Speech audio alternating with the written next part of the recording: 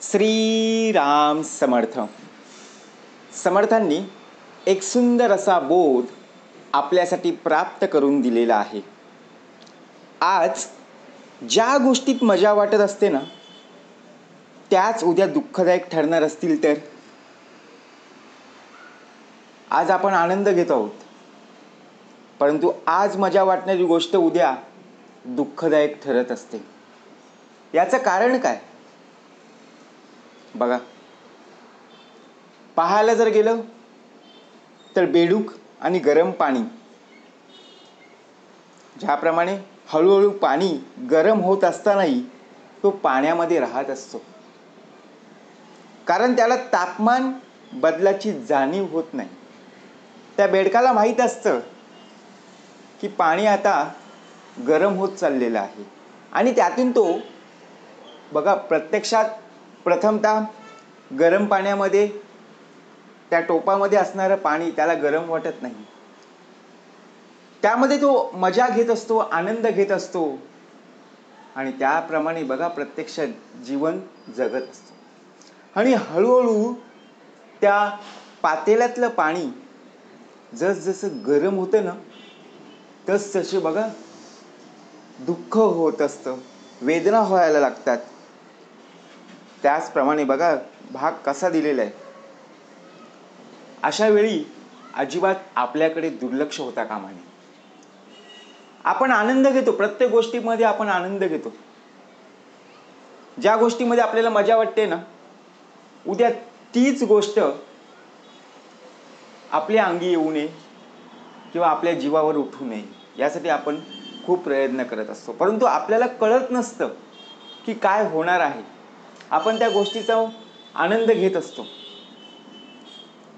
तात्काळ आनंद किंवा सोयीसाठी भविष्यातील धोके यामध्ये दुर्लक्षित करूच नये.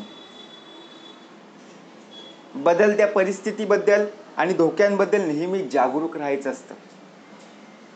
परिस्थिती बदलत असते ना, परिस्थिती कोणाची समान नसते, सारखी नसते.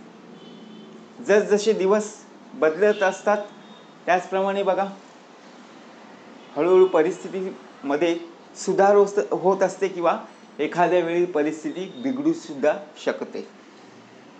म्हणजे काही वेळा छोटे आणि हळूवार बदल बघा प्रत्यक्षात मोठे होत असतात, धोके निर्माण होत असतात. मग त्याचप्रमाणे भाग कसा दिलेला आहे.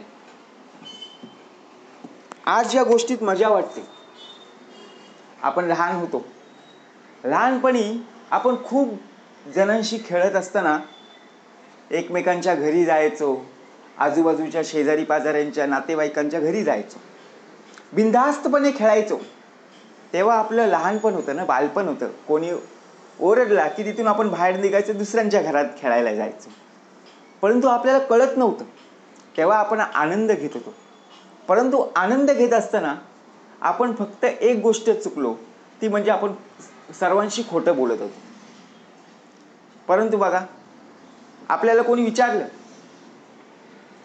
तेव्हा सुद्धा आपण खोटं बोलायचं. लहानपणापासून आपल्याला शिकवण होती नेहमी सत्य बोलायचं, खरं बोलायचं.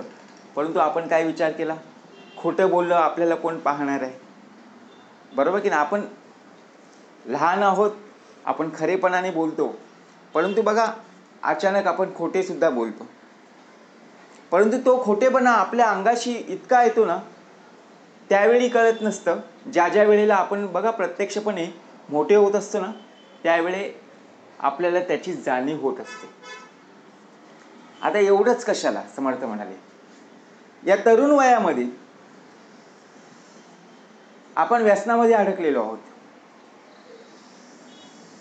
व्यसन केल्याशिवाय आपल्याला बघा चैन पडत नाही. एखाद्या कामामध्ये आपल्याला त्याचा आनंद वाटतो. आपण काय विचार करतो, जर ते मी व्यसन घेतलं नाही, व्यसन केलं नाही तर मला तरतरी येत नाही. आता ह्यामध्ये तरतरी कसली, विचार करा, बरोबर की नाही. एखाद्याला बाथरूमला जायचं आहे, तिथे सुद्धा प्रत्यक्षात एखाद्या टपरीजवळ उभा आहे, तिथे सुद्धा बघा प्रत्यक्षात जिथे जाईल तिथे समर्थ म्हणाले, कारण का भाग दिलेला आहे, कारण कलियुग आहे. या कलियुगामध्ये आता कोणाला सांगावं लागत नाही आणि बोलायला गेलं की राग येतं, मनाला दुःख होतात, वेदना होतात. हा भाग आपण स्वतःहून पाहिला पाहिजे. खरंच आपण या व्यसनामध्ये अडकलेलो आहोत का? खरंच आपण खोटे बोलत आहोत का? अहो, आपण एखाद्या दुकानाजवळ उभं राहिलेलो आहोत. विचार करा, आज आपल्याला आनंद वाटतो, आपण व्यसन करत आहोत. अहो, दारूच्या दुकानाजवळ उभे राहिलो, हातामध्ये पिशवी आहे आणि आपल्याला जर कोणी पाहिलं, बघा उभा कुठे आहोत आपण, त्या दुकानाजवळ उभे आहोत आणि आपल्याला कोणी नातेवाईकांनी किंवा मित्रमंडळींनी पाहिलं आणि आपल्या घरी जाऊन सांगितलं आणि नंतर मग आपल्याला विचारण्यात आलं, काय रे बाबा कुठे गेला होतास?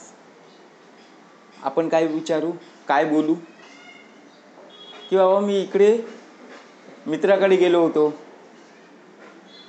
पण बघा प्रत्यक्षात आपली परीक्षा कशी घेत असतात की बाबा तू गेला होतास कुठे, मग कोणासोबत होतास, काय करत होतास?